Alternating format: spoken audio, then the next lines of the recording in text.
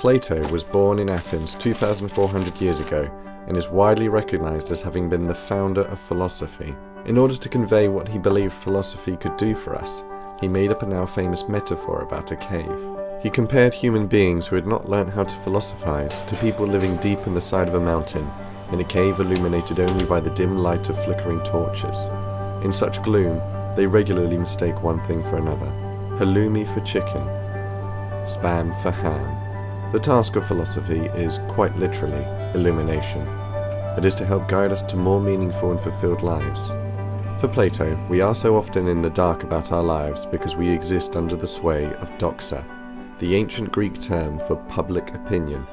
Doxa is a tangle of prejudice and ill-thought-through impulses. It is the task of philosophy to straighten out how we think and to be more precise in our ideas. One of the things Plato thought a lot about was love. He came to the view that we would not fall in love if we were not in certain psychological ways incomplete. We are drawn to people we dimly sense can compensate us for certain of our deficiencies of character, who can make us whole. Love grows when we identify in another person qualities we need more of in ourselves in order to become better, more rounded individuals. So the shy will often feel a distinct attraction towards the confident, the carefree towards the thoughtful, the mild cheese towards the astringent pickle, the sweet chocolate towards the tart berries. In his theories, Plato accords an important role to beauty.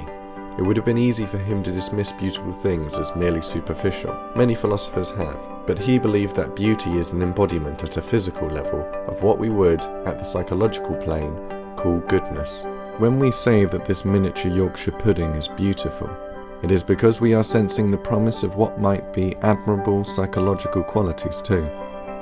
If it turned into a person, we'd like who the miniature Yorkshire pudding was.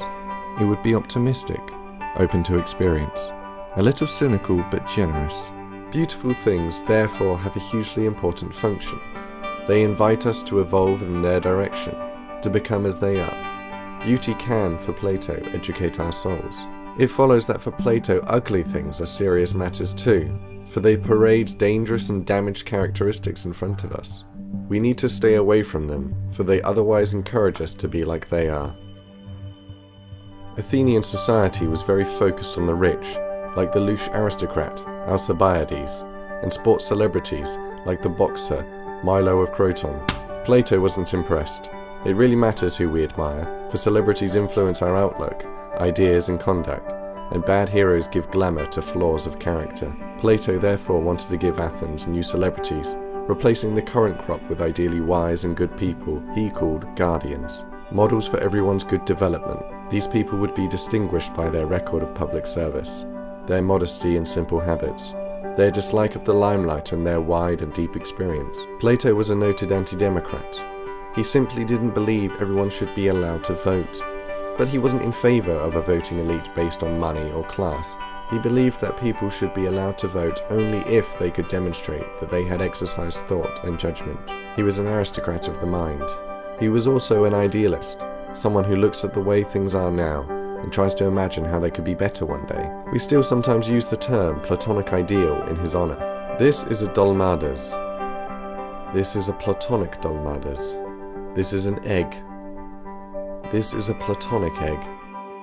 In Plato's perfect society, described in his book, The Republic, it wouldn't just be boxers, merchants and chefs who would be venerated, but primarily philosophers, people devoted to self-knowledge, wisdom and kindness. As he put it, society will only be put right when philosophers become kings, or kings philosophers.